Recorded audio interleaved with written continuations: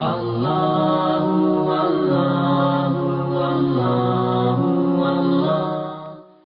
ثبت علی ولایتنا فی غیبت قائمنا، حدیث سونے کے حروف سے لکھنے کے لائق ہے.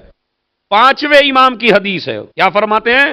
جو انسان ہماری ولایت پر باقی رہ جائے، ہمارے قائم کی غیبت میں، یعنی زمانہ کون سا جس میں ہم اور آپ ہیں، جو انسان ہماری ولایت پہ باقی رہے ہمارے قائم کی غیبت میں، تو کیا ہوگا؟ اعطاہ اللہ لہ اجر الف شہید، اللہ اس ولایت پہ باقی رہنے والے کو 1000 شہیدوں کا اجر عنایت کرے گا.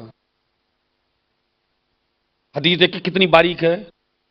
یعنی 1000 شہیدوں کا اجر ایک طرف، اور خالی اس زمانے میں جب حجت خدا غائب ہو اس میں اپنے ایمان کو سنبھال لینا اور اپنے ایمان کو باقی رکھ لینا.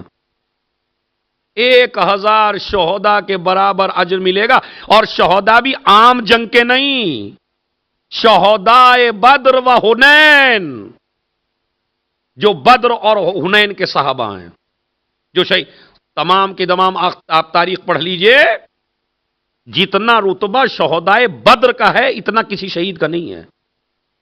سب سے عظیم ہے شہدائے بدر. اور پانچویں امام فرماتے ہیں جو ہمارے قائم کی غیبت میں، یعنی آپ لوگ، یہ جو آپ جوان بیٹھے ہوئے ہیں، اس لیے کہ آپ اگر اس کی تشریح کرنا چاہیں تو ایسے کر سکتے ہیں کہ دوسرے جو پیریڈ تھے، دوسرے جو زمانے تھے، ہم سے پہلے جتنے بھی ائمہ کا زمانہ گزرا ہے اس زمانے میں گناہ کے وسائل بہت تھے مگر آج سے زیادہ نہیں تھے. ابھی 40 سال پہلے جو گناہ کے وسائل آج ہیں، کیا اتنے وسائل پہلے تھے؟ ایمانداری سے بتائیے. آج گناہ کے وسائل بہت زیادہ ہیں. آج گناہ کرنے کے لیے کہیں جانے کی ضرورت نہیں ہے کہ آپ اپنے گھر سے نکلیے اور نکلنے کے بعد گناہ کی جگہ تلاش کریے.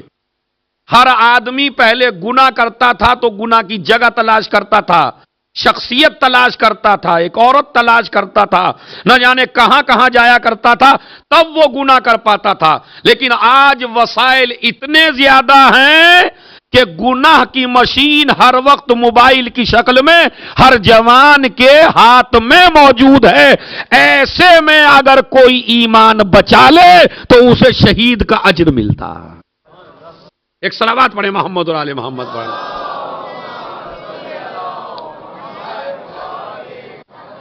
25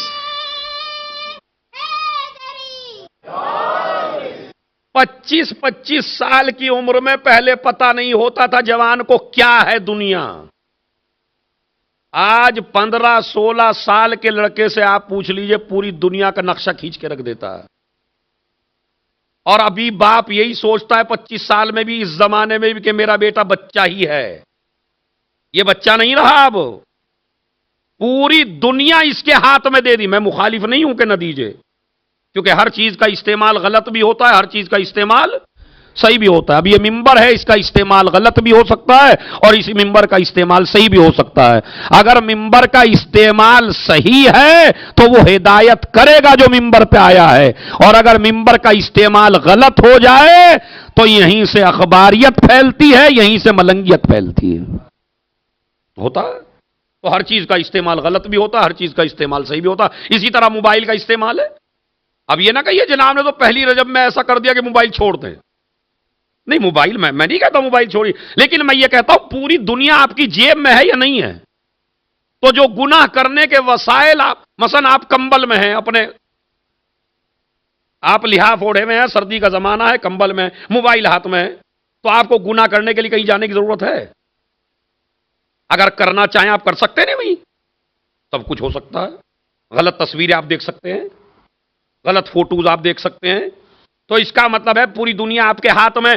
اب حدیث سمجھ میں آئی یا نہیں آئی؟ من ثبت علی ولایتنا، جو ہمارے قائم کی غیبت میں ہماری ولایت پہ باقی رہ جائے. ولایت کا مطلب محبت نہیں ہے خالی، اس لیے کہ ہر آدمی دعویٰ کر دیتا ہم تو محبت کرتے ہی ہیں اہل بیت سے. ولایت کا مطلب پورا ایک نظام ہے ہمارا ایک پورا نظام ہے. اس نظام کو آپ کو فالو کرنا ہے، اس نظام کو ماننا ہے. اس لیے کہ آج کل ہم نے غدیر کے مسئلے کو بہت ہلکا سا کر دیا. محبت، ولایت یعنی محبت، ولایت یعنی محبت. ولایت محبت نہیں ہے، ولایت یعنی سلطنت، ولایت یعنی حکومت، ولایت یعنی اقتدار. جس آدمی کے ذہن کا مالک علی بن جائے،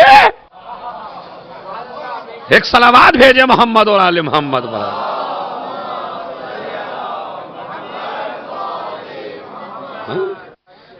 دلوں پہ حکومت ہو تو علی کی، دماغ پہ حکومت ہو تو علی کی، اعضاء اور جوارح پہ حکومت ہو تو علی کی. خدا کی قسم جیسے جیسے علی کی حکومت مانتے چلے جاؤ گے ویسے ویسے گناہوں سے دور. یہ ہے من ثبت علی ولایتنا فی غیبت قائمنا.